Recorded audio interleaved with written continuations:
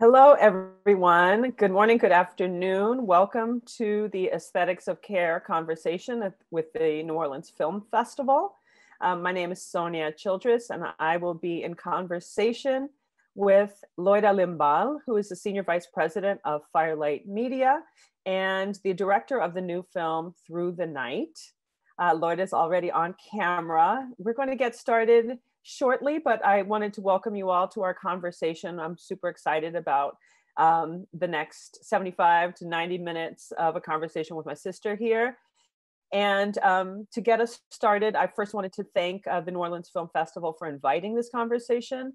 It's one of the first, it is the first that I'm having around the aesthetics of care, not simply, the mechanics of ethics and accountability, but really how ethics and accountability show up in the creative process. So I'm super hyped to have this conversation, and especially to be doing it with my sister. I'm going to introduce myself. My name is Sonya Childress. I am the Senior Fellow with the Perspective Fund. The Perspective Fund is a philanthropic resource for nonfiction productions and impact.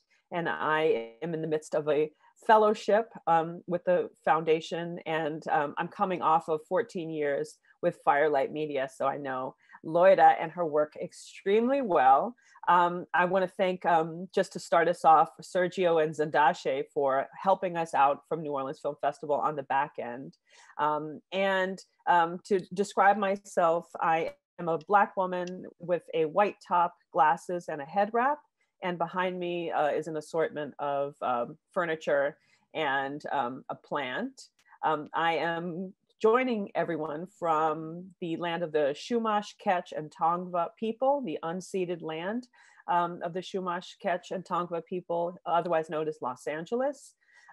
We have about 90 minutes for a conversation. This is going to be sort of a free-flowing conversation between Loira and I, but we invite you to ask questions, particularly of her and of her filmmaking process. We should have about 10 to 15 minutes at the back end of our conversation for your questions. So please join us in the conversation.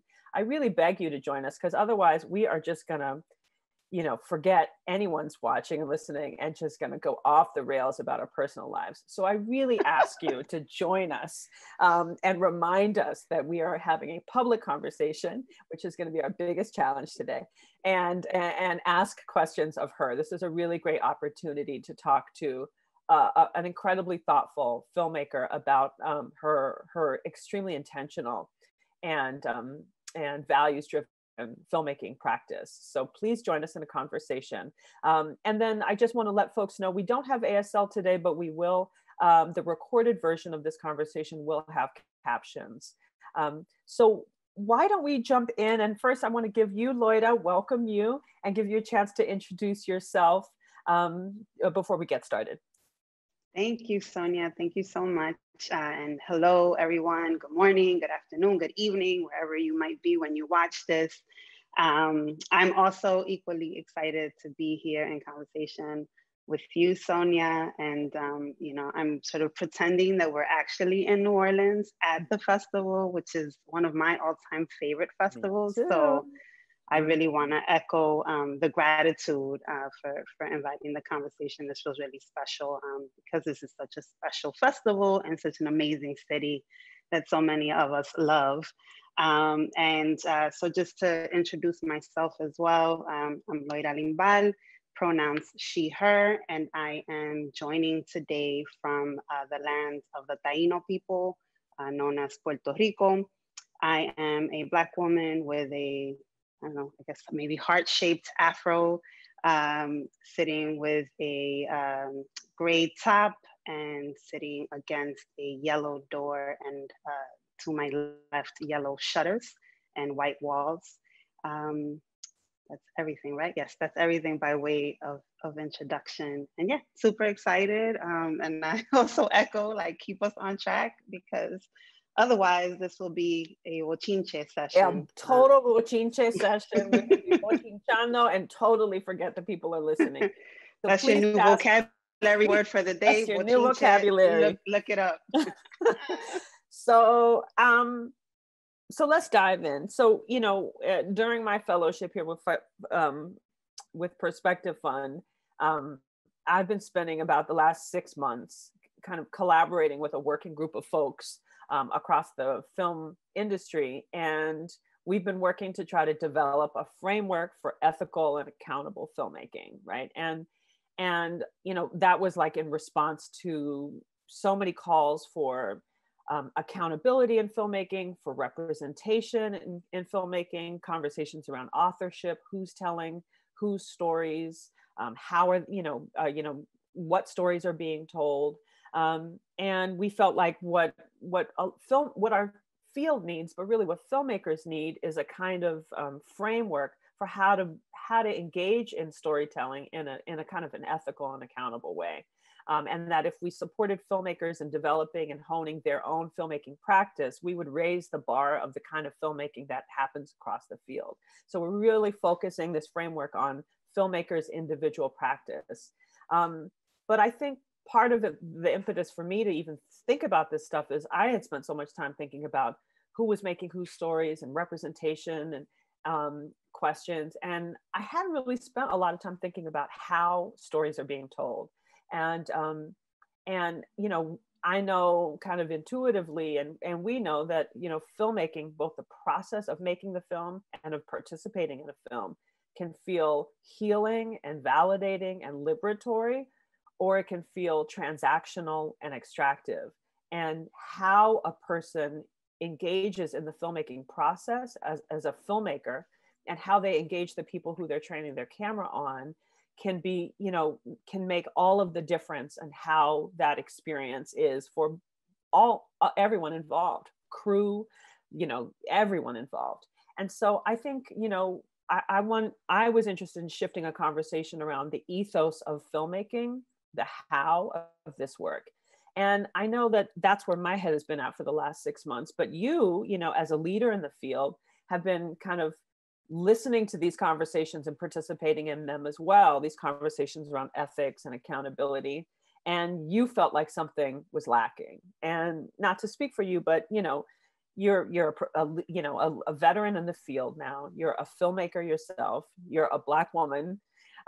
You're raising 2 children like I am, and in the midst of a pandemic, in the midst of an uprising around racial justice, in the midst of a recession heading into a depression.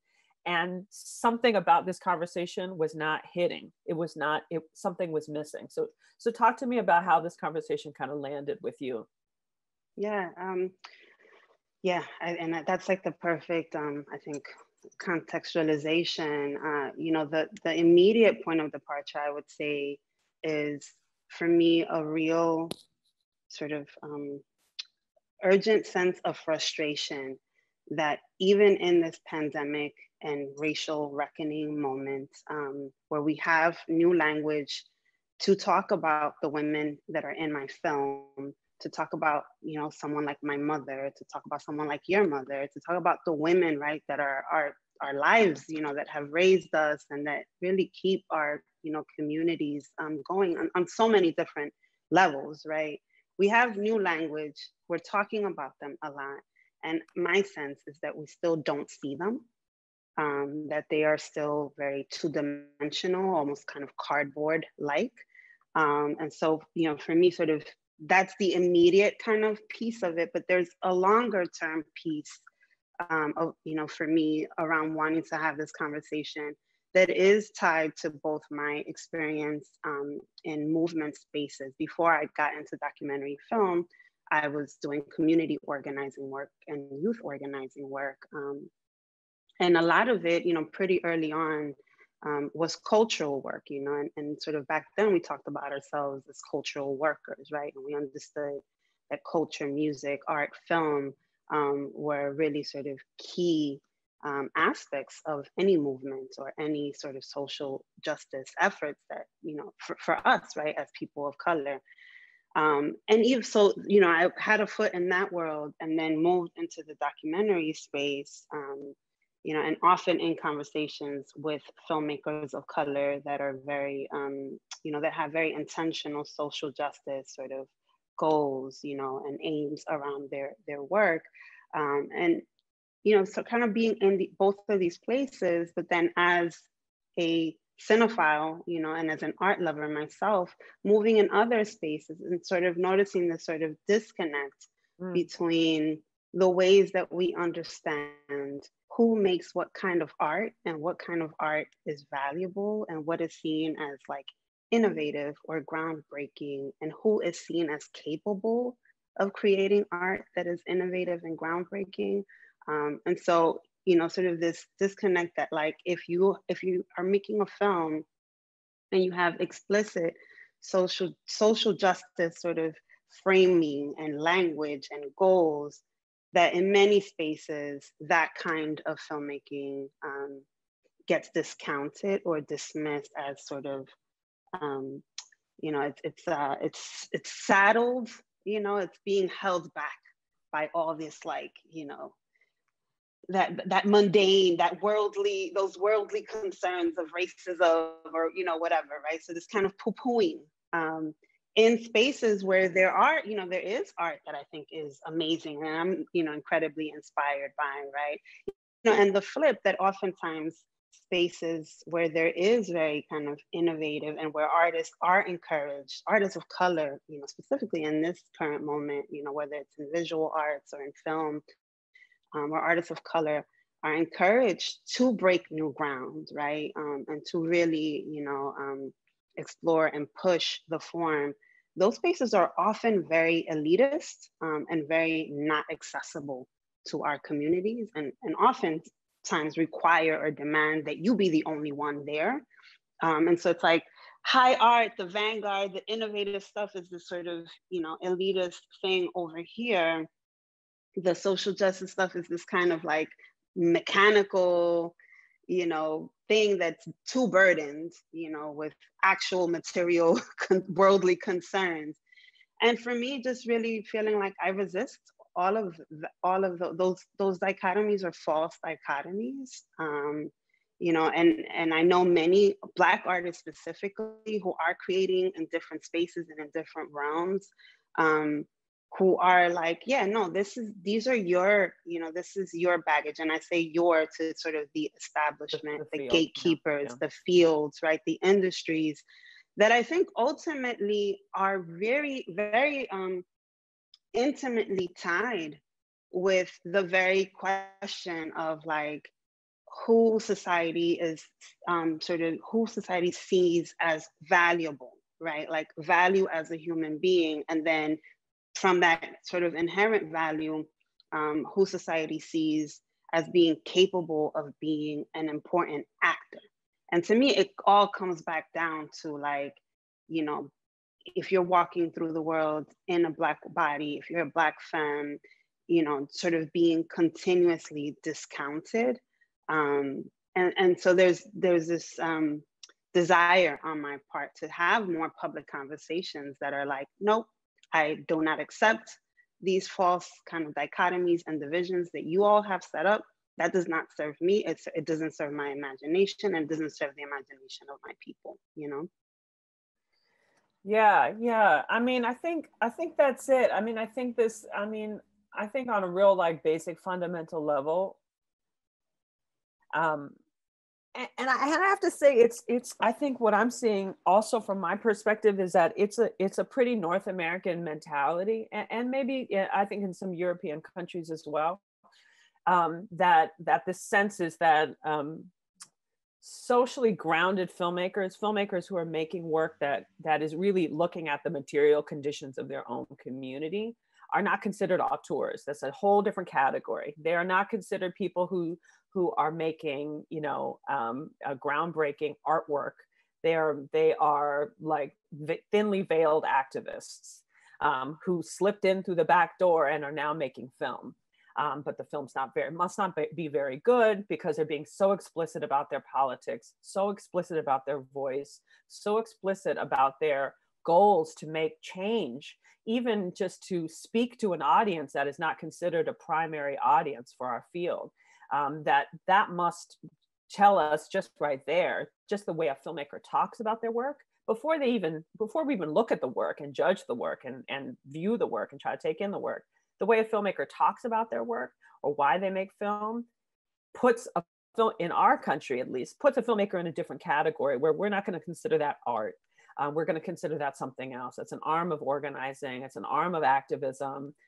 It's not going to look very good. It's not going to sound very good. You're just trying to, like, you know, rally the troops. And I think that that is a real North American mentality. You know, you see, I mean, you know, I've spent some time this summer, you know, really digging into the work that's happening to the south of us throughout the Americas, on the continent of Africa, and looking at the work of impact producers and supporting their work through a relief fund specifically for global impact producers. And we put this call out to support impact producers who were working and whose work was being interrupted by COVID. And what we were finding is that the vast majority of folks internationally who applied for this emergency relief fund consider themselves filmmakers first and not impact producers. And in our country, we kind of separate these out oftentimes. But for most part, these are filmmakers who are like, I don't have a choice but to make impact with my work. I'm making work to save my life. It's also beautiful work. It's sometimes experimental work. Sometimes it's verite work. But the fact is that it is absolutely socially grounded work, and that there's no sunlight between my activism and my artwork. There's just no distance, and all of that distancing really shows up, I think, in the States, and in the way that we just, you know, appreciate or discount filmmaking. And so I think part of why I think it's so important for you to talk about your filmmaking practice is to really talk about what that looks like when you're, when not just your politics, but your, you know, your humanity and your relationship to the communities that you are wanting to lift up in your work are intertwined, and it informs how you turn on the camera and bring a camera into someone's home or into a place of business, and that every choice you make as a filmmaker is infused with this ethos, this ethic of care. So I want you to talk, so I want to really dig into your filmmaking practice, because I think we don't get enough time to talk to filmmakers about their filmmaking practice, and especially filmmakers like yourself. So the framework part of the framework that we were developing, this ethical, you know, filmmaking framework asks filmmakers to consider what is your accountability practice to your own filmmaking work? How do you hold yourself accountable to your protagonists or the participants in your film? We don't use the word subject. How do you hold yourself accountable to your audience? How do you hold yourself accountable to your funders? And have filmmakers think about how does that accountability manifest, right? What does that really look like? So I want to kind of walk through those pieces with you and dig into the choices that you made throughout the filmmaking process. So your latest film is called Through the Night. It premiered and released this year during the hardest year to release a film, but is getting so much love on the virtual film festival circuit. I adore the film. I think it's brilliant, one of the best films this year. And if you haven't had a chance to see it, audience, please look for it. And luckily it's in this festival, and I hope you've had a chance to see it. If not, please make some time over the holiday. This is like the time to look at this film right now. So let's start by actually just watching a clip, and let's get into the film, and then I want you to talk a little bit about it. So Sergio, can we cue the trailer for Through the Night, please? Come on, Mama, time to get up. Come on. Morning, baby. All right. Noah, time to get up. I've been doing this for 22 years.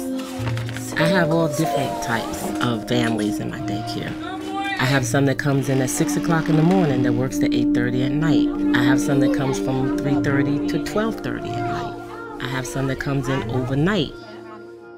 I see a lot of parents come in and break down. They don't want to do this, but they need to work and take care of their family. See you later. All right, baby, have a good day. Be careful. This is the way the world is set up at this point.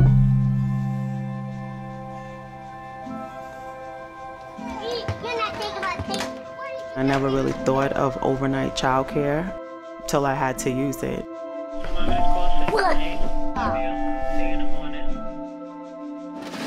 I've been working 7 days, almost 2 months. If I'm not working one job, I'm working in another job. Hi, Mommy. Merry Christmas. Merry Christmas. Love you guys very much. It's not just a job. Turn your sheet over. This is really our life. My children, ever since they was the age of 2 years old, they had to share me with other children.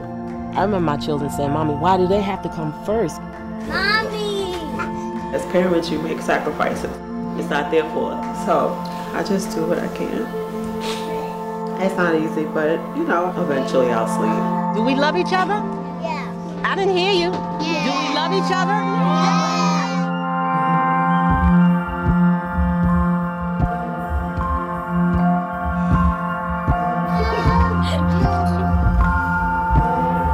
It's okay.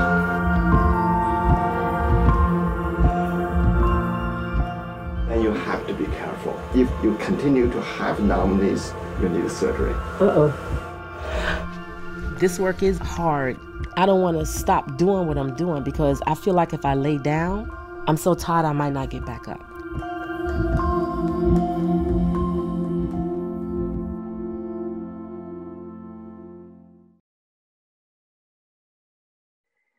Okay, beautiful work. And that's a beautiful new trailer.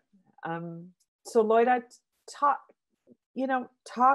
to us about your decision to make the film, your relationship to Nunu's daycare, to the individuals who you trained your camera on. Talk to us about, the impetus to make this film. Sure, be happy to. So the idea for the film sprang from an article that I read about Nunu and Patrick's daycare.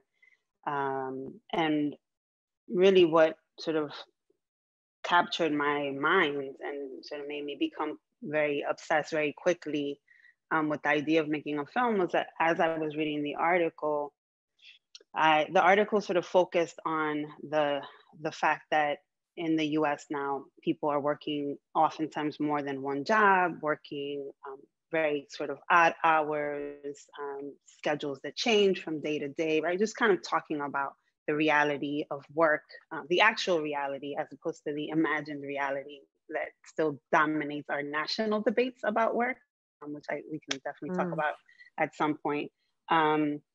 And so they sort of talked about what the daycare provides, that it's 24 hours, and then also had sort of descriptions of some of the parents and the kinds of jobs that the parents were were working that required, right, this kind of overnight care. And when I read it, it immediately made me think about my mother, because my mother raised the four of us working the night shift. She worked as a home health aide for many, many years. And raised us on minimum wage in New York City for kids.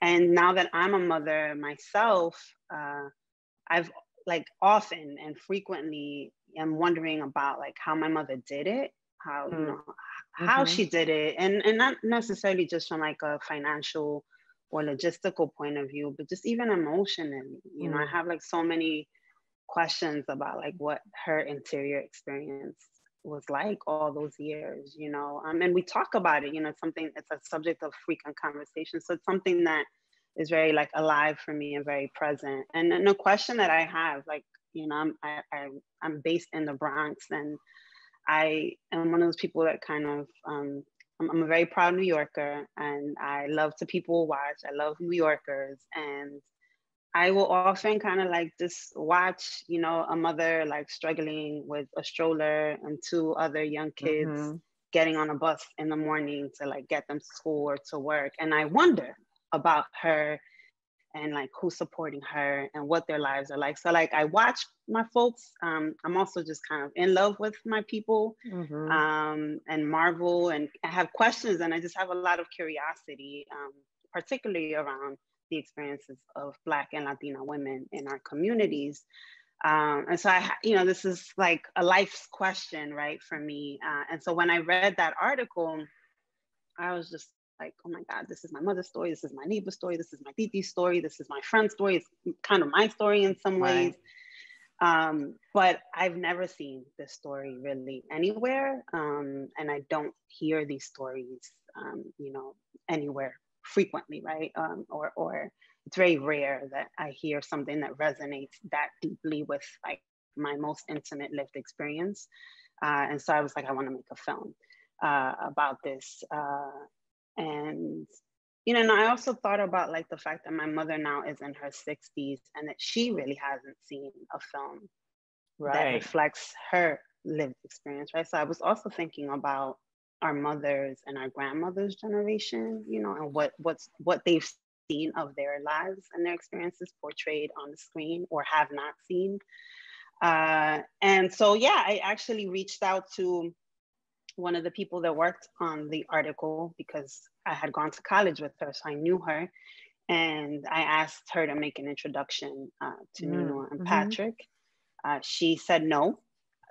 She was not comfortable making an introduction because she said that, you know, while they were working on the article, she felt that the folks at the daycare had been kind of guarded and cautious and a little weary. And so she didn't think that they'd be open to working with a documentary filmmaker.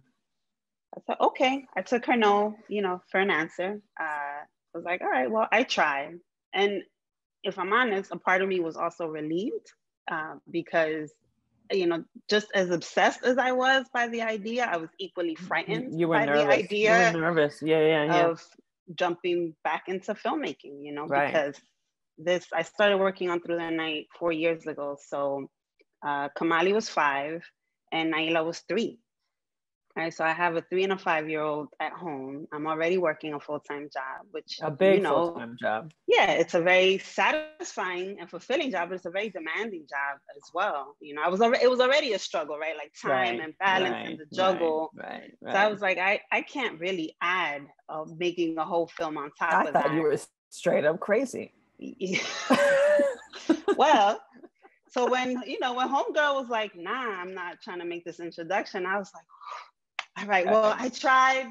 I did my part. I tried to pursue my dream and it wasn't meant to be. And so now I can let this thing go. That's the universe talking to you, telling you. Exactly. I was like, oh, the universe says no, está bien. All right, next. But then what happened was that like I'd be washing dishes and I'd be thinking about the film and the folks in the film and my mother and all the things, right? And, you know, once I got to the point where I was like waking up in the middle of the night with dreams of like how I would shoot something, I was like, okay, maybe I need to figure out how to pursue this. And so my next immediate step was to actually talk to my own children's daycare provider who provided care during sort of what they call standard hours, 8 a.m. to 6 p.m. And I asked if she had any friends or peers that provided extended hours or overnight care. And she introduced me to some folks. I talked to them and it still didn't like quite hit the way that what I'd read in the article hit. And so 2 years after the initial idea, I finally reached out to Nunu and Patrick and I just cold called them and introduced myself, you know, said, this is who I am, this is what I do, and this is what I'd be interested, you know, in speaking with you about, you know, this film idea. And Nunu said, okay, well, let me talk to my husband and I'll call you back. And she did. And then, you know, I went up there a few days later to the daycare and sat with her. And by the end of the conversation, we sat and talked for like 2 hours, 3 hours. Nunu is an Aquarius, like my mother is an Aquarius. And there was a lot about Nunu's personality that felt very, very familiar and comfortable. And I feel like Nunu, even in that first conversation, you know, because I sort of reiterated, so I did my best to explain the potential sort of journey that making a film together could look like, right? Because I recognize that if you're not in this field, this is a very foreign concept. Totally foreign.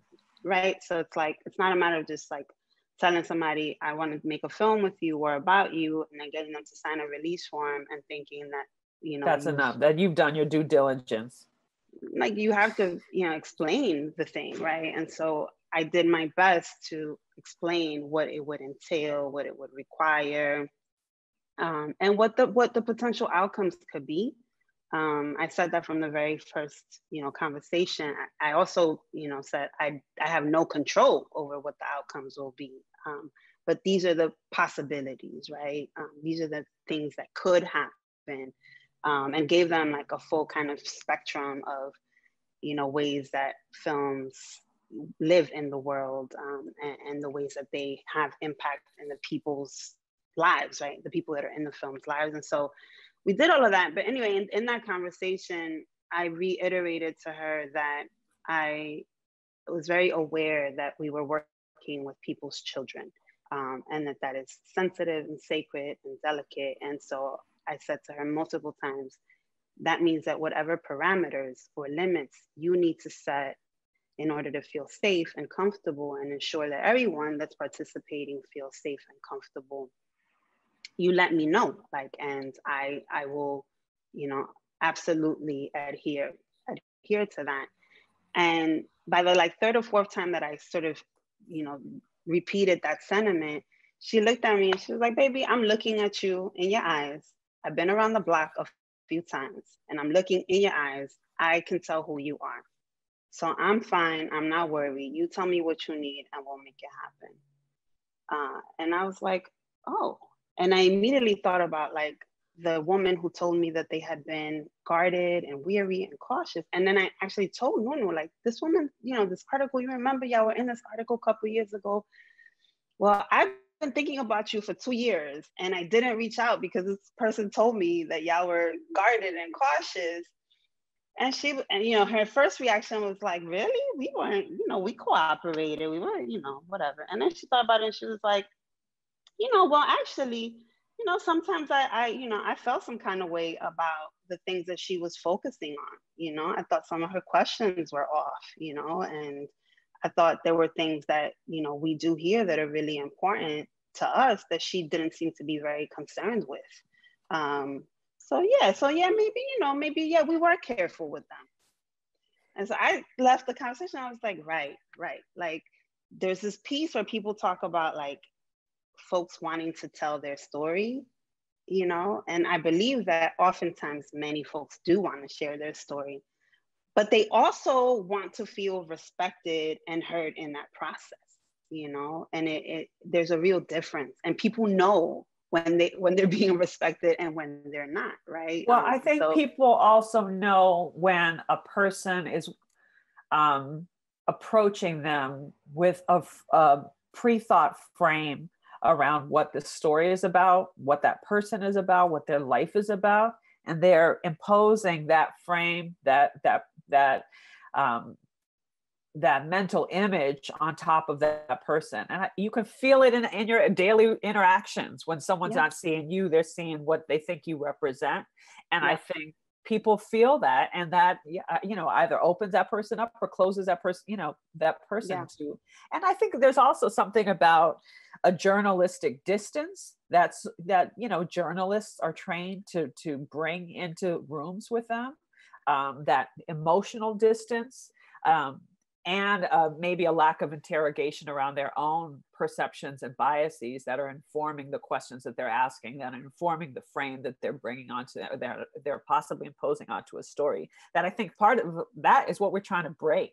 We're trying to break that. We're trying to break that that supposed, objectivity, and that distance to a subject matter, not to a person, but to a subject matter, and that we all bring, lived experiences and opinions and biases to every, story and subject, and that, as transparent as we can be about what we are bringing into. I mean, you brought your lived experience into the room, and that bonded her to you, as opposed to you pretending you had no lived experience and just a lot of curiosity, and that would make anyone suspicious.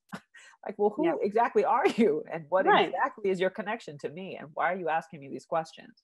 Right. No, yeah, I mean, I definitely went up in there with my heart on my sleeve, not as a ploy or a technique or a tactic, but that really was the space that I was in myself, because the thing I've realized at the end of the journey is if I started it, from this emotional place of, you know, kind of wondering about my mother's experience.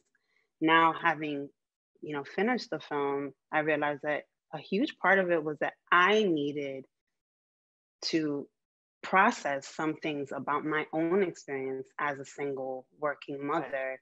And I needed to do that surrounded by other single working Black and Latina mothers. I needed, like, you know, to kind of witness, you know, my sisters, and in witnessing them be able to sort of, you know, see myself, you know, differently. And I didn't know that explicitly, like intellectually, but it was the place that I was in emotionally, you know. And I went up in there, that she could tell, like she told me, she's been around the block a million times, and she mothers all the time. Mothers. So she came in there, she was like, "Oh, baby girl, yeah, I know what you're going." She's like, "I know this is not research. This is me search, and I know that you are trying to ask yourself some questions and trying to work through some stuff." I mean, and I mean, I think also you were approaching her with the kind of care and respect that you would have approached your own mother.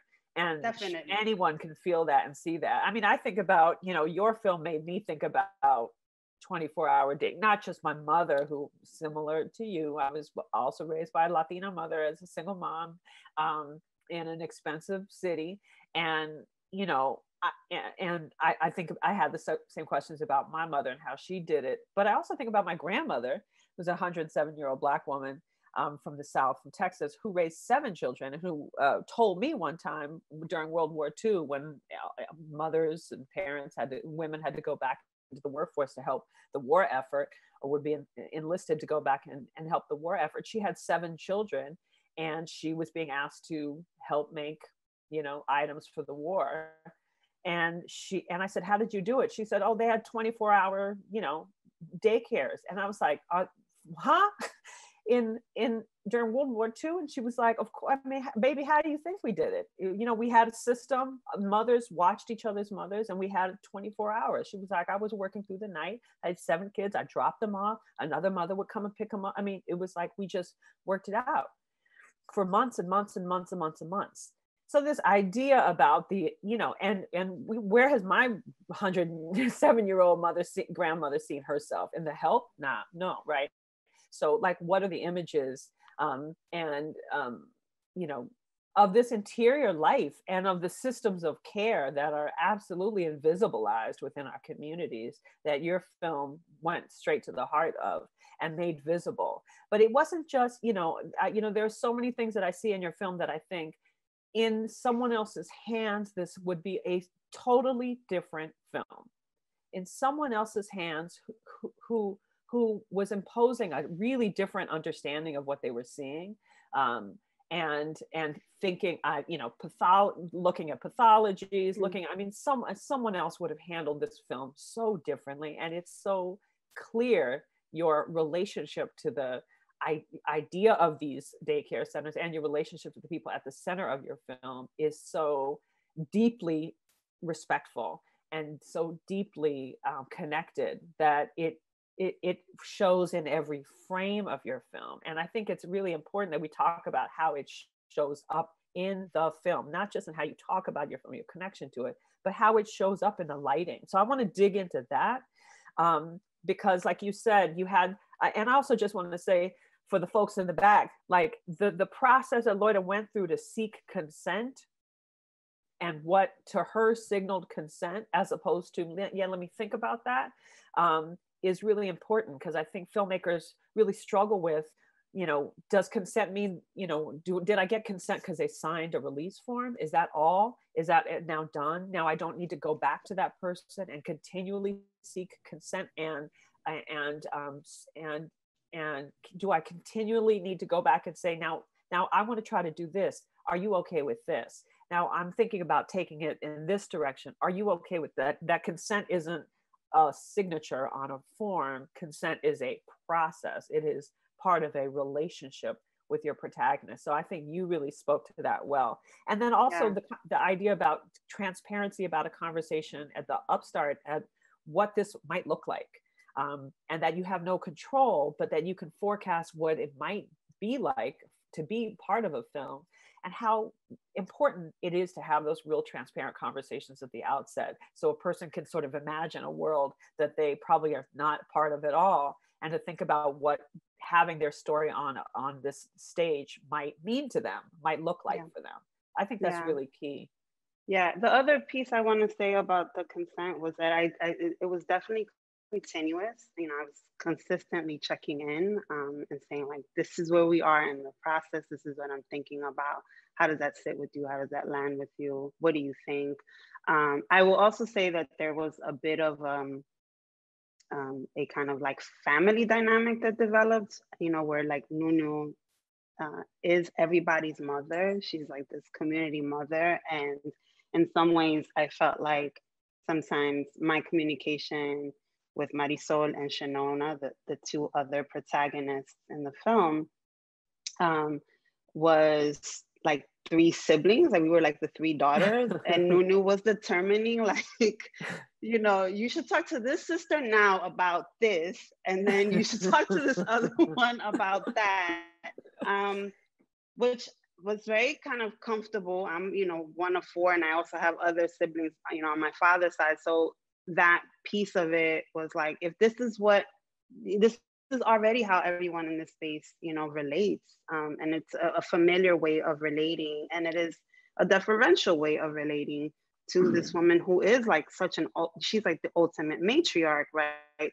That we all kind of fall in line. Everyone sort of behaves like her child, not because she's, you know, controlling or dictating, but because she exudes that. You want to crawl up in her lap. Like you know, definitely leaned up, you know, in her, like, you know, in her arm on her shoulder a few times.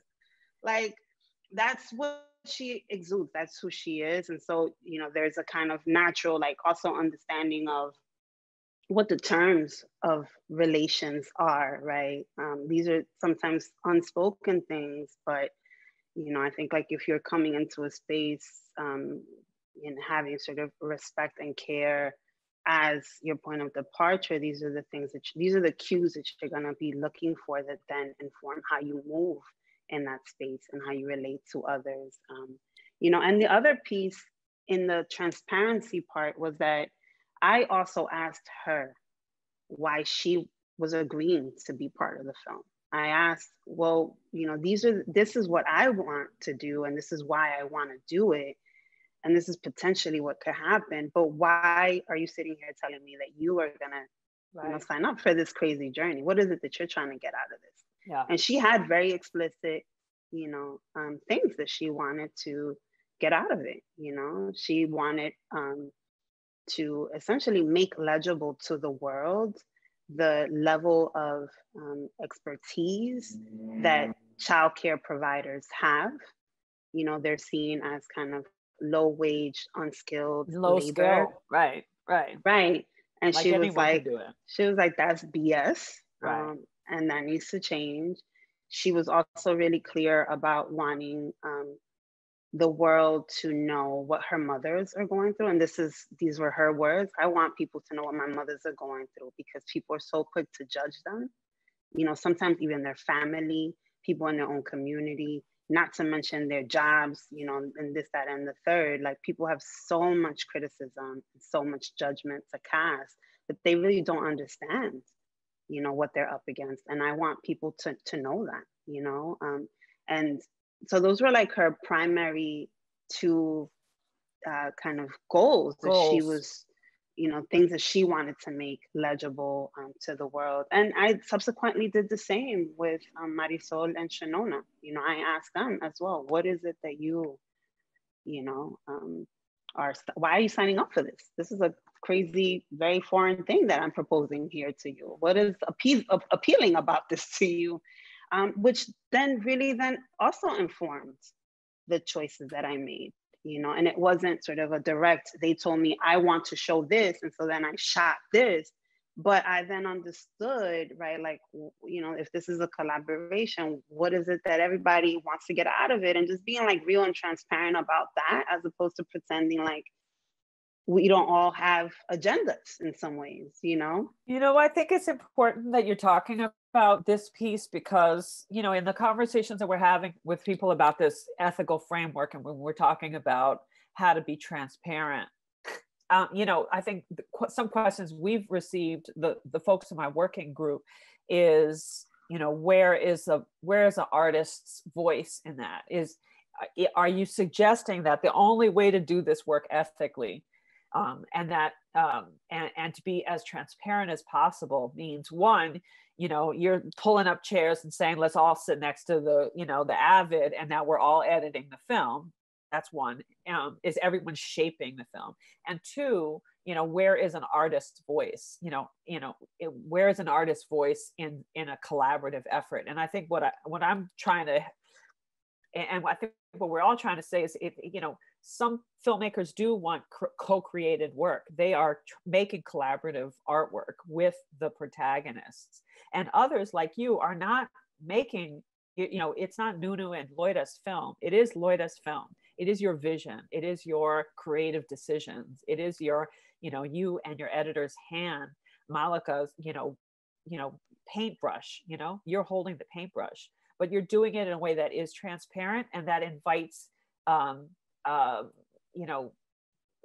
we'll talk about where that tension is between being very transparent and listening to the needs of your protagonists, but then ultimately owning the aesthetic and creative choices that you're making. Yeah, I think, yes. And I agree with that. I feel like people do go to kind of extremes once you raise ethics. They're like, oh, then it's going to be a bad film. I'm giving it all up. Immediately where people's heads go. And that was not, if I'll be transparent right now, like I set out with this film, I wanted to challenge myself creatively. I wanted to, work in a way that I hadn't before. I wanted this to be an opportunity for me to hone my craft. There were kind of personal, real creative aspirations that I had. That's why, that was part of the reason, not the complete reason, but part of the reason that I assembled an all women of color team to make the film was that, and these were people that I see as being at the top of their game, people whose art I, respect and admire, who could, bring that, but then also sort of challenge me and help me grow, right? Like I was looking at this as being, I really wanted this to be a kind of creative growth edge for me, right? I was trying to push myself. And so that was very like me centered, right? That's like me, the artist, having all these kind of desires that I want, muscles that I want to develop artistically.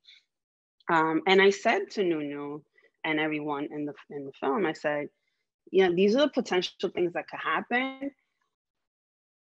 The kind of bigger things that could happen with the film require for the film to be really good, to be a really good piece of art, to be a really good film. It cannot feel like information. It can't feel like medicine, otherwise no one will watch it. And then if no one watches it, then none of the kind of other goals that we have around, right, social change are even possible. It's a there's no conversation to be had.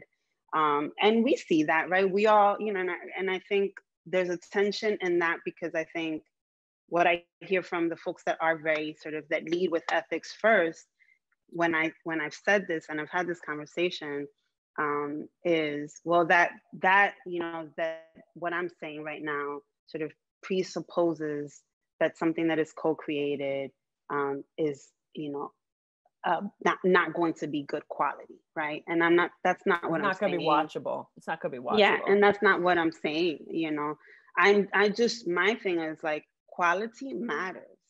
And what I then turn around and say to folks who are telling, who bring up this tension is, what films do you love?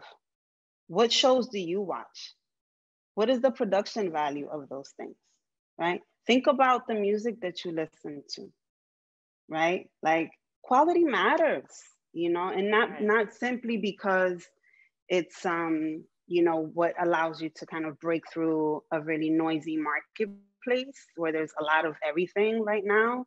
There's that side of it, but it's also like, you know, the more that there is a kind of an expertise or something, a unique contribution that an artist makes to the world, someone who is sitting and honing craft and thinking about this, that is a unique contribution that I had to bring to this process in much the same way that, you know, Nunu's caregiving is an expertise that's very unique to her. Like, we have different talents. We don't all have to do the same thing, you know, and I like to collaborate in ways where we are leveraging each other's talents, right? To kind of complement each other, as opposed to sort of saying that the only way for something to feel kind of good and horizontal and collaborative is for everyone to do everything.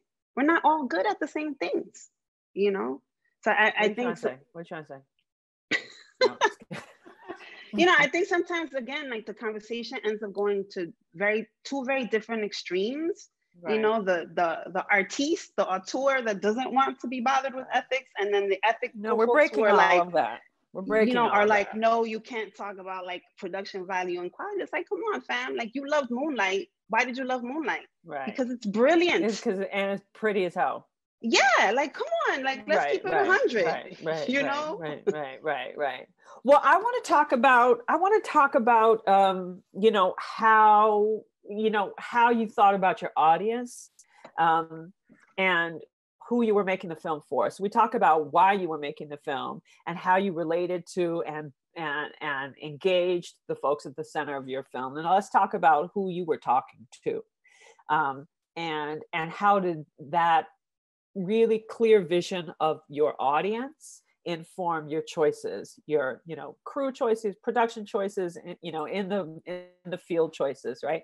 And so talk about who you were centering, and how, in my view, what I've heard you talk about who you were centering as your audience really liberated you aesthetically from a lot of decisions, a lot of things that would have held you back if you were thinking, you know, this broad audience, you're going to have to explain a lot. So talk about who you were centering.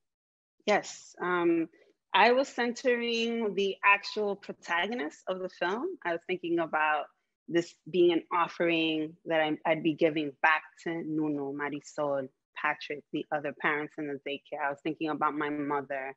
I was thinking about myself. I was thinking about you. I was thinking about my best friend Mimi, who's a nurse, you know, and was a single mother for many years of, you know, her career. I was thinking about my homegirl, Mari Nieves, who, you know, I was like literally, and Mari's mom, who's my godmother. Had people's faces. You had literally faces had in your mind. Yes. Minds, right? Like, and very specific people, and wanting to have a conversation, you know, around us. And there were a couple things that I had sort of set out for myself as goals, as guideposts for the process. Yeah. One of them was I wanted the film to be revelatory for everyone involved or anyone touched by it. So I wanted it to be revelatory for the protagonist. I wanted it to be revelatory for the crew. And I wanted it to be revelatory for audiences when they watched it. You know, and when I say revelatory, I wanted there to be something that came out of the film that for Nunu, you know, helped, you know, sort of shifted some internal thing about how she understood or understands herself, you know, like I wanted that to happen for our camera person. I wanted it to happen for Malika, our editor. I wanted it to happen for me.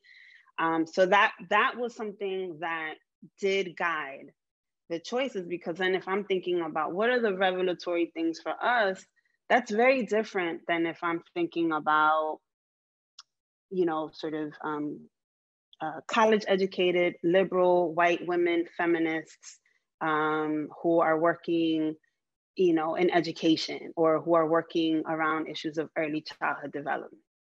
You know, if I had started with them in mind as a point of departure, because I wanted to sort of make this world visible to them and for them to see, you know, something to learn, right? Like there was nothing about the filmmaking process for me that was about educating or explaining. I was not seeking exposition ever. I was seeking revelation. I was seeking, it's gonna sound a little woo-woo, but I wanted it to feel, I wanted the film to be somewhat of a vehicle for almost like a spiritual cleansing for us, a way for us to lighten the load a bit, and lighten the load around the things that we have internalized about our value, and what we see ourselves as worthy of or not worthy of. Because to me, that in some ways is the greatest harm, it's the greatest violence, right? You have all this kind of very physical, concrete, material violence, that is state violence. But then what that does to your sense of self, and to your imagination, that's like harm on a spiritual, metaphysical level, and I want, so that's the space that my head was in. I was like in baños, in Agua Florida and things like that. Well, I'll tell you that, I watched it with my mother in March, in the midst of, the lockdown. The lockdown happened. My mother, single mom, moved and stayed with me because things were hectic. And my mother's blood pressure was sky high. I was concerned about her health. And I had to watch a bunch of films for Black Stars doc panel. And I was trying to make decisions on what to let her watch with me and have her watch with me. And I was like, okay, she'll watch Loira's film with me. And my mom was like, I can't do your stuff, your films, your documentaries. Like, it's too much for me. It's like too hard for me. And I was like, no, Mom, this will be okay. This will be okay.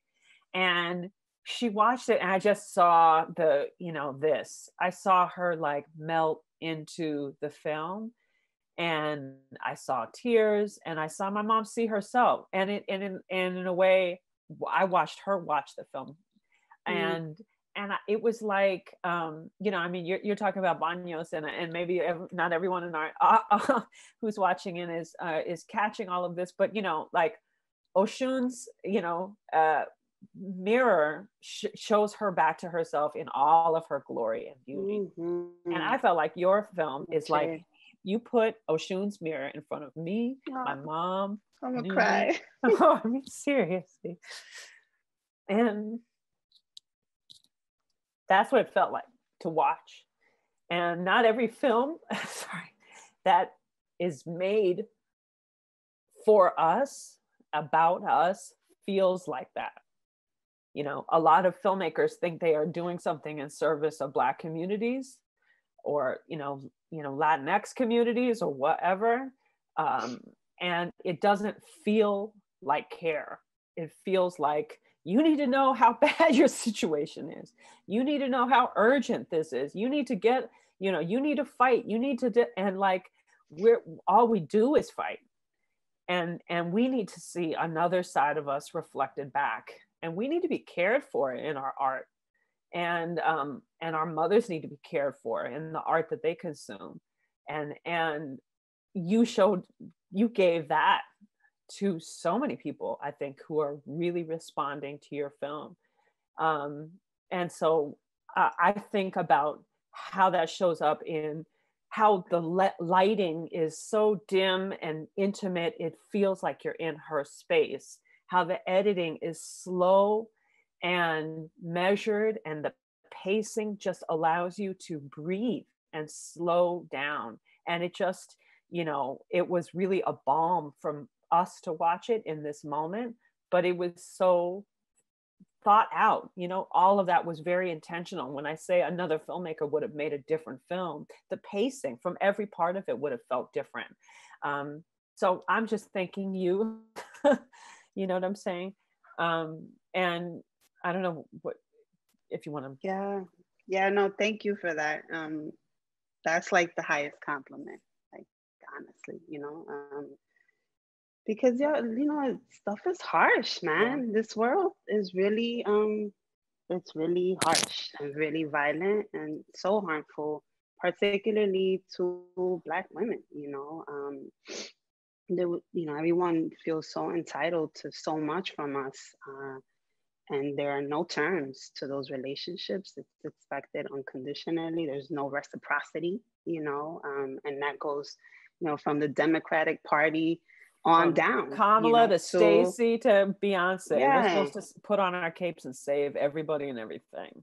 Right. And not But get then, careful in the process. Yeah, who cares for us? And then like our mothers, our parents end up, alone, with a million different health issues because they never took care of themselves. They were taking care of everybody. They were taking care of their biological kids. They were taking care of the neighbors' kids. They were taking care of everybody. We celebrate them, but it's like empty compliments, and no one ever asked like at what expense to them, and like that's what I care about. Like I care about how we feel, and I care about who's caring for us, literally, and that's like what I want for us, A friend actually, I don't watch Lovecraft Country because I'm a scaredy cat, but a friend told me you should watch one episode, the I Am episode. A girlfriend just told me that last night. She was like, just watch that one episode because I can't just do it watch either. that one episode. And his description of the episode was essentially there's this Black woman who was like amazing, just like nurturer, caregiver, community pillar kind of person, who gets pulled into some sort of alternate dimension, and there's these like Black Amazon, like kind of typical Afrofuturist, Black women warrior types, and that when she gets there, she's like super uncomfortable and she wants to like go back, and she's like, I don't belong here. And then one of them tells her like, no, you absolutely belong here. You just need to name yourself. You haven't named yourself yet, And when he told me that, I was like, that's what I want. I want us to name ourselves, literally, because I feel like if we name ourselves, that then shifts everything around us, right? It shifts all the terms of engagement in our lives. It shifts potentially this paradigm where we're consistently asked to sacrifice ourselves, for the benefit of everyone else. So all that to say that truly is like the highest compliment. And I wanted to jump in on the piece of like what that then means for how you, like what that means for the decisions that you make in production. And one of them was around the team. And, I started with this kind of, desire to work with an all women of color team. Part of it was, just like my ethos, I want to work with my folks, and I feel like it's important, for us when we have good budgets or when we're raising money and opportunities to like hire our own folks, right? So that from just kind of a straightforward standpoint, but also like, there were some folks of color who I hired who came and shot, who kind of throughout the day, maybe did something that was slightly off, or their commentary at the end of the day wasn't quite right. And that person never came back, so there was also a piece around like, the final team that created the film that you see on screen was a team of, women of color that were all sort of equally invested in this project of like care. And of part of it too was like wanting to re-signify what kind of work is important and what isn't important, and make the everyday sort of very mundane quotidian parts of our lives visible and legible. And so the final team ended up being a team of people that like had those same values, right? So it wasn't just that they were women of color. There was a value alignment, right? It wasn't skill. It wasn't just identity. It was also value alignment. Yeah, but certainly skill. So, to your point around lighting, that was all Nike garments, like dope ass, Cubana from Miami, like who I bow down to, who shot the very first day. And I came at her with like, I have all these ideas. This is what I want to do. This is what I wanted to look like. I'm thinking about this. I'm thinking about that, blah, blah, blah. And she's like, okay, cool. We go and we shoot the first day. We come back. I bring back the footage to Malika, Zwali Waral, the editor. And there were like some shots that she captured that day that really became the North Star for us. So there's a shot of some sort of like some balloons kind of that like drift in and out of, you know, the frame, and she just follows the string. And it just was like so evocative and so very telling, you know, of so many of this universe, of this world, right, of this space, this community. Then there was another shot of a mother massaging. So it was like a community gathering that we shot at the first day, which we also decided to do so that we could introduce ourselves, like to everyone as a crew with cameras. We hadn't shot, you know, we'd been there before. I'd been there before, but never with cameras. The whole crew. Right, now with the cameras. So it wasn't, you know, the first day of shooting was also something that happened in the garden. It wasn't inside. All the parents were around, you know, kind of introduced us to everyone. We were then able to have conversations and answer questions with people one-on-one, kind of like everyone was seeing us and what it could potentially entail at one time. Right. Because I wanted all the parents, whether they were going to be directly involved or not, to have a sense. Right. And it was their children, it was their babies, even if they weren't going to be on camera. Right. For them to be like, oh, this is what it means when Nuna told me that there was going to be a camera crew. It's very different. Again, when the people show up, you know, with cameras and with, you know, sound equipment and boom mics and poles everywhere and cables, you know. So, you know, anyway, back to the footage, there was this moment where like this little boy runs up to his mother. She's like sitting down in a chair outside. She doesn't look at him. He doesn't look at her. She like reaches into her purse, pulls out a little bottle of lotion and starts massaging his little foot. And all of this is like, there has been no verbal communication. There hasn't even been eye contact between them. And for me, something about that moment, that gesture, I was like, that's it. That's like the kind of super intimate, like this is what care looks like. It's that exchange between this mother and this child in this way, this tenderness. That is what we do day in and day out, despite whatever we might have to confront. And I also, you know, I say that not to romanticize, you know, motherhood or, you know, parents and parenting relationships, parent-child relationships. Obviously, there's all sorts of things that happen, right? In these relationships, they're complex. I just wanted to make legible the kind of care that I have seen, you know, time and time again, come from women who I've never seen receive that same type of care. And that kind of paradox is like the thing for me, that I'm like, where is it that we get this stuff from? You know, how is it that we're continuously pouring out when nobody's pouring in, you know? So I wonder, Loira, if when you were shopping the project around and you were raising money for it, and you were, I imagine in your proposal, talking about your personal relationship to the idea of this daycare center, your personal, your connection to the subject matter, and then as you started to shoot and show, a sizzle reel or whatever to get the work, funded, did you ever get, what kind of questions were you getting from funders about the subject matter, about your perspective on it? Was there any questions or pushback around your creative decisions? Were there any questions, well, why don't you put yourself in? Why don't you do the voiceover? The audience is going to respond to you walking us through, and not the voices of these women who we don't know. Like, what was your relationship with funders, and how did you bring them around to your decisions? Yeah. I think in 5 minutes, we're going to open up for Q&A. We got some good questions coming. Oh, awesome. One of the things that happened pretty early on was like people were telling me, oh, you should apply, for this pitch form or that pitch form, this, that, and the third. And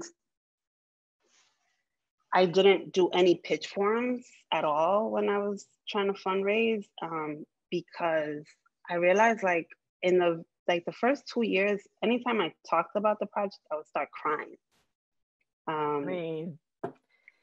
And which then, made me realize this is really, this puts me in a very raw space. And I didn't have the kind of, because I was already worried about my bandwidth and my capacity to make the actual thing and see it through, I realized I wasn't in a place where I could weather or really bounce back from the kind of wild things that white gatekeepers, and oftentimes white male gatekeepers, will tell you when you're sitting across from them at these like pitch forums and these meetings. Yeah. You know, that stuff takes a toll, and a really sort of deep toll, particularly when ideas are fragile and in the early stages. You know, and then you're told like you got to develop thick skin, right? I hear that.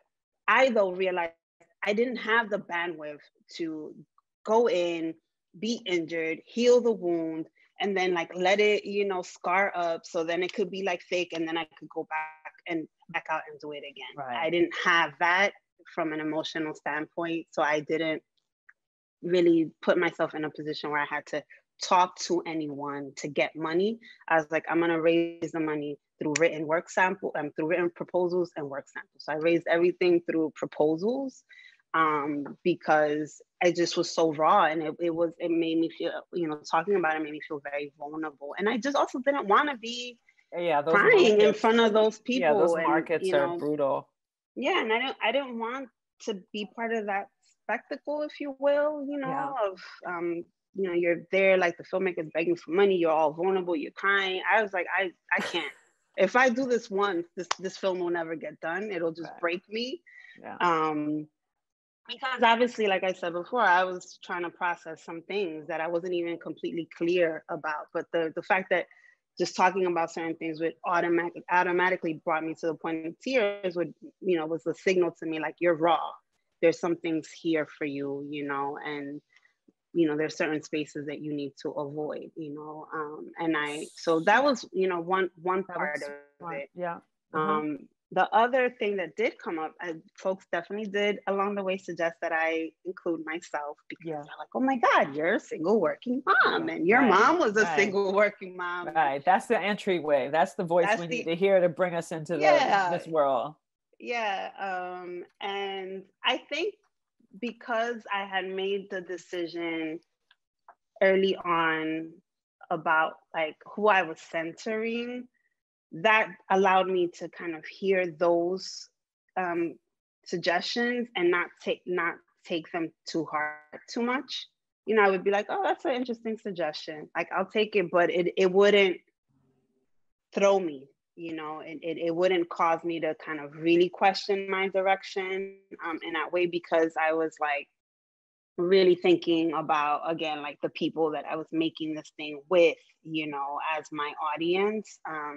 So that was another piece of it. And then there were questions. There were kind of follow-ups, right? Like when I would make it to the finalist round of something, a common question was, well, where are the fathers? You know, where are these children's fathers, right? And I was like, that's cute, but that's not what the film is about, you know? And like, I'm not interested in answering that question. This film is not about where the fathers are, you know? And I'm also, you know, and this might just be me, but this is, you know, based on my lived experience, I'm also not going to feed into the tropes that you have, right? So I'm like, I'm not gonna, I know what you want to hear. You want to hear that somebody's baby daddy is in jail. And you want to hear that somebody else's baby daddy was, you know, physically abusive and there was domestic violence and blah, blah, blah, blah, right? But like, you know, whether those things were present in the lives of some of these women or not, like, I actually think they, like, you know, me sort of giving you that only reinforces the way that you are conditioned to see, you know, these women, you know, and these lives. You're so conditioned, right? And you know, and the conditioned example that I'll give is the film is in New Rochelle. In our work sample, we've always said New Rochelle, you know, at the very top. and you see everybody driving. You know, Marisol is working 3 low-wage jobs, but she has a car because she doesn't live in the city, right? Shanona is a nurse. She has a car. Everybody drives. The cars are nice. But people kept sort of being like, oh, you should have a shot of a mother struggling on the subway with a stroller. And I'd be like, but they're not in New York City. Like, they don't take the subway. And I told you that they're in New Rochelle and you see them in their car. So why are you asking me to put them on the subway? Oh, because that fulfills your sort of, you know, predetermined way of seeing Black and Latina working women. You were accustomed to only seeing them. And so anything that is outside of that framework is upsetting for you. It's like extra work. It's, you know, it feels disruptive to you. But, you know, I'm not making the film for you. So again, and it was really, you know, clear because, you know, the film, the camera does not linger outside of the daycare center for very long, outside of following people to their jobs, getting them in and out of their jobs. But we're not doing a ton of external shots of the neighborhood. We're not like, New Rochelle is not a character in the film. We are not spending time putting these women's lives in this larger socioeconomic context by seeing the grittiness. And then we don't see any of that. Yeah. The center is the daycare, and the center is the women.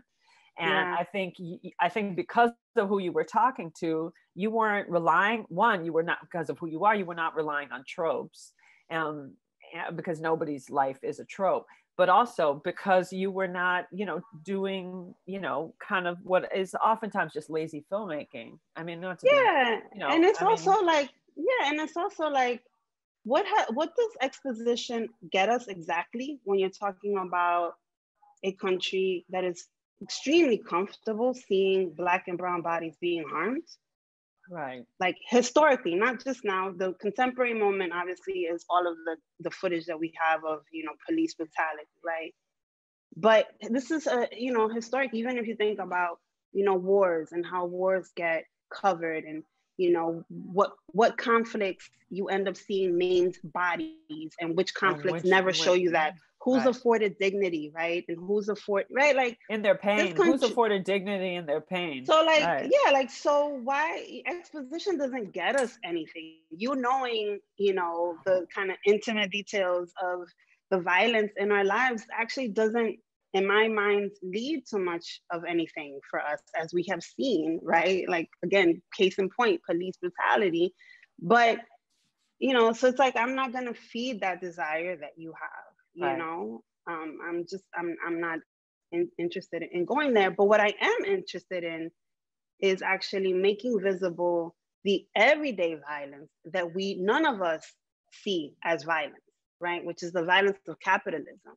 You know, capitalism is like, you know, it wreaks havoc in our lives, you know, and the US brand of capitalism specifically, but it is very rarely named.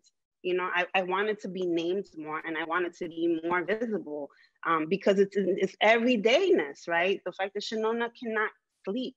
That actually nobody in the film gets any more than 3 to 4 hours of sleep. So it's not violence, the spectacle, right, that happens on the street. It's not the police officer putting their knee on your neck, because that violence we recognize as violence, right? But what about this other violence, right? Like, sleep deprivation is a form of torture. You know, it's like one of the things that people do when they're doing torture, sleep deprivation. And this is what capitalism does to our communities. And it's invisible, and we don't even recognize it as violence. We can't even name it, you know? And so I was interested in exposing that. I didn't want to it was a real indictment. Yeah, you know, it's like, it's not about exposing the protagonist, you know, this kind of thing of like putting a human face on a social issue. I feel like it's something we need to interrogate a little bit, you know, at this juncture that we're in. It's like, let's not expose people, let's expose systems, you know? Okay, you hear that, for the folks in the back? So smart. So let's jump into some questions. We just have a bit. thank you all for sending questions and keeping us reminded that we are not in our living room talking to one another only. Okay, so so much love for you in these questions, Loira. Here's one question about a choice you made. So because your protagonist is practically working all the time, how do you manage to create a space of conversation and connection for her with you and your team, full energy, without feeling that you were interfering with her work and routine? Mm-hmm, mm-hmm. Well, honestly, I always felt like I was interfering, particularly with Marisol and Shanona. And I was very kind of cautious and careful about that, which also then made it so that I approached production wanting to be very economical, so I didn't shoot a lot. We shot a total of we had a total of 22 shoot days over the course of several years. And because time in many ways is everyone's scarcest resource in the film, and so there was a lot of back and forth around, when, not only when they were free, but when would it be okay, and then when I was trying to capture something that was part of their everyday routine, a lot of back and forth, as well, about this is what I'd be trying to do, this is what I'd be trying to shoot, is that possible, are you comfortable with that? If this is not a good day, please tell me, another time. A lot of kind of negotiation, but a lot of it, I was always concerned, honestly. I don't think I ever stopped feeling like I was interfering or, taking somehow. So the response to that was to just be very intentional and very economical. I didn't shoot and shoot and shoot. And a lot of things with both Shanona and Mari, we actually shot after we had kind of scenes built out, or we had, assemblies and things that we knew we were going to get something that we knew we absolutely needed. I didn't want to just shoot and then try to discover things in the footage, because I couldn't, that would be too big of a footprint in their lives that I didn't want to make. And then, beyond that, just kind of connecting on a personal level, and always, like I said, the first time with Nunu, wearing my heart on my sleeve, I think I did that with Mari and Shanona as well. And it really, it was a two-way street. I got a lot out of it, and in some of those conversations of sharing things that I was going through, I got advice. There was one thing that Marisol told me that was really catalytic in my journey, trying to kind of reconcile a relationship with my own father. I saw Mari a couple weeks before I came to Puerto Rico to visit my father for the first time after not having seen him for years. And I just told her, this is where I'm at. I'm about to go see my pops. I'm not sure what I'm going to say. I'm not sure how I'm going to, encounter this. And she shared something and gave me some advice that I put to use, and it was super helpful. So, a very kind of two-way, I guess, I approached them with the same kind of vulnerability and openness that I was asking them to share with me. Mm-hmm. Well, I want to, we probably have time for one more, but I want to also just lift up, you, part of it, I imagine the part of the reason why you also were economical about the amount of time you spent in the field was both to respect the work that Nunu and Patrick were doing, running the daycare, and respect the time of the protagonist, but also respect your time. You were working full time. You were parenting two elementary school age children. And I want to kind of lift up really quickly, just, there are a lot of film organizations who are staffed by artists who have to put their art aside to make their work, to pay the bills, whether they're teaching at a university to pay the bills, or they're working at a film organization. And our industry is not yet set up to kind of respect the creatives on our staffs. I think about the model that I'm seeing at the Center for Cultural Power, led by Fabiana Rodriguez, who allows who knows she's hiring artists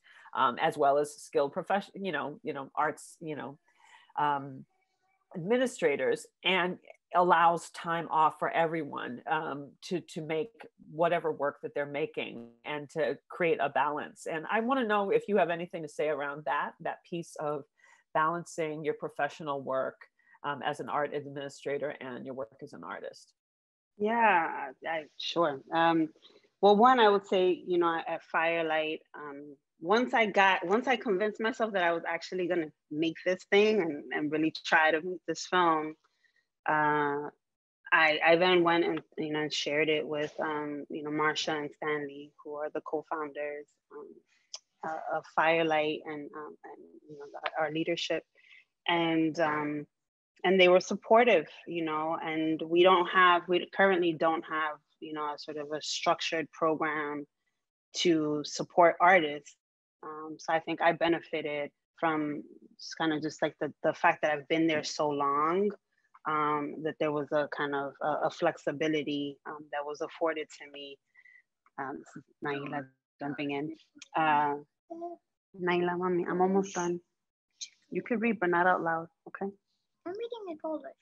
Okay, go read in Polish over there. That, you know, now, you know, that just meant that I didn't have to like lie or hide, right, you know, the facts, you know, and I you know, and I did take some time, you know, like I would take like a Tuesday if like the first, you know, I wanted to shoot on the first day of school and that was a Tuesday, that absolutely needed to be on a weekday, right? I said like, I need to go shoot. That's what I'm gonna be at, you know? But I will say I did make most of it working nights and working weekends because there was support, but it's also like my job is demanding. It's really a full-time job. So I still needed to do the job because I need to keep my income because I'm the sole provider to 2 kids, right? Like, so I couldn't necessarily, I wasn't in a position where I could just kind of live off of the sporadic grants and there's no other income, there's no one else to float me, right? And so I still had to meet the demands of the job. And so I kind of joked that I didn't make the film on my 3rd shift because, you know, sometimes we'd get home from work, you know, do the school, you know, homework, dinner, bath, that whole thing, put them to bed.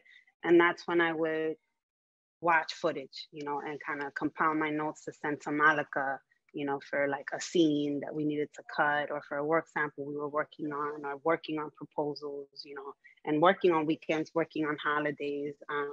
And it was a real, you know, intense dance. But I will say that, you know, people have asked me like, how did I manage to like balance it all?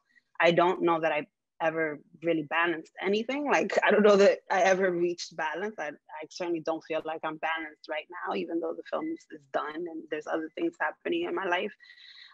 But I will say, I think I figured it out because I had to, in a way, like I needed to make the film. Like it was something, you know, and I think we all have things in our lives that like we need to do in order to feel alive, you know, and to feel like we are living with purpose, you know.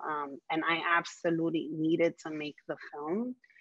And so I just kind of like figured it out as I went along and just kind of kept reminding myself like one foot in front of the other, you know, like if today wasn't a good day, well, you know, guess what? Tomorrow's another chance, you know, like if you got home really late and your kids are like super pissed off or you forgot to bring the materials home for the project because you were shooting and whatever. And, you know, the kid wakes up the next morning, it's like, oh my God, mommy, how could you forget? And you feel terrible.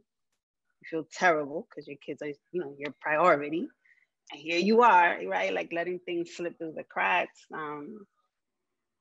Like, all right, today was not a good day, but tomorrow is another chance, you know? And well, like I always say, it's just, I'm feeding my children a lot of material for future memoirs, you know? And I just hope that, you know, they'll be able to, you know, work the circuit with their memoirs about their. Listen, like I've thought about like preemptive therapy. No, I it's asked my therapist, no. like, yes. can I just set it up for them already? Because it's not the college fund. It's a therapy fund. You're socking your money away because like, baby, you're gonna need this when you're 18. because your mother was distracted with a professional career and artistic. Anyway. But but the thing too, though, is like, there's that saying, right? Like, children do as they see, not as you say. And I have to hope that like my children are seeing me understand that my happiness and my fulfillment is my responsibility.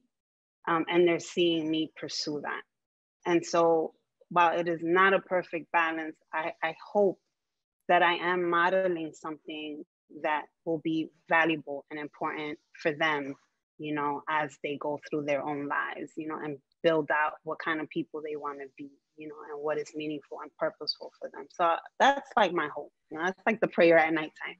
Well, I almost want to end it on that. I also want to end it on one quote that I kept coming back to when thinking about having this conversation with you, which is I've been rereading the Combahee River Collective's mission statement, and that's a collective statement from a number of Black feminists, if you're not familiar.